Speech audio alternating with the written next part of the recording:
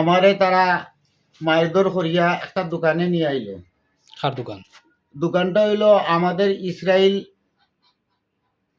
ইসরায়েলের, যে তার ভাই এবং সাসারগড়ের বাইয়ে এবং বাতিজার দোকান চালায়। এখন কত হইলো কি দোকানে লইয়া হওয়ার পরে তারা পুলিশও ফোন দিছে, পুলিশ আইছে। এরপরে এখানে কি হইলো না হইলো আমি তো দোকানে আমি জানি না। তখন পুলিশে আওয়ার পরে সিভিল বেশে হইলো। আওয়ার পরে আমি কইলাম ও কথা যে অফিসার আপনি তদন্ত করেন, আগে তদন্ত করেন, আমার রক্ত দেখেন, আমার খুব তারা করছে পূর্বে তাকিয়া ষড়যন্ত্রের শিকার, আমি গভীর ষড়যন্ত্রের শিকার। তখন পুলিশে আমার কইল হেই চুরের বাচ্চা চোর। তখন আমার এরা কইল আমার যখন চুরের দায় আমরা নিতাম নাই।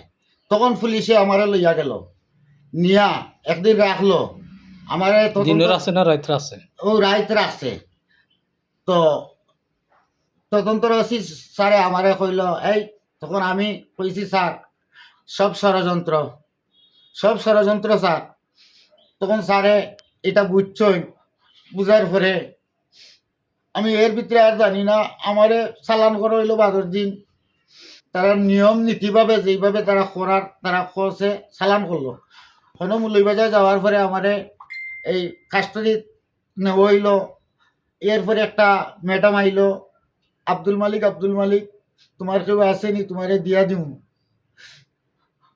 তোমার নামে কোনো নাই। তখন আমি তো এতটা বুঝি না, সরল সহজ। তখন আমি ওই ম্যাডামের একটা নম্বর লাগাইয়া দিছি।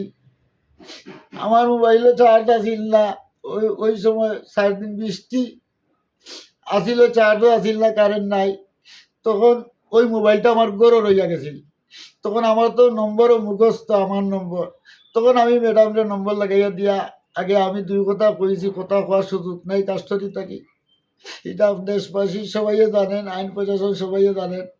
আমি ম্যাডামরে কইলাম ম্যাডাম আপনি, আমি তো মারছি, আমার এরা এখন বিশ্বাস করব, আপনি কথা বলেন। তখন আমার এরা গেছে, যাওয়ার পরে আমারে গিয়া তারা আমার বড় ভাইয়ের বউ, আমার বাতিজা নাম কিতা আব্দুর রহিম, এরপরে আমার তালই, আমার এরা তো অভিমান করিয়া বই রয়েছে, এটা তো আপনারা বুঝরা। এরপরে আমার বাতিজা এরা অভিমানও, কারণ সুরের দায়িত্ব কেউ নিতে পারতো না। এরপরে আমার সারা হইল থাকি, আমি জানি না কোন মামলায় আমি গেলাম আর কোন মামলায় আইলাম, কতটুকু ভাই আর কিতা কইতাম ভাই, যে কোন যাই।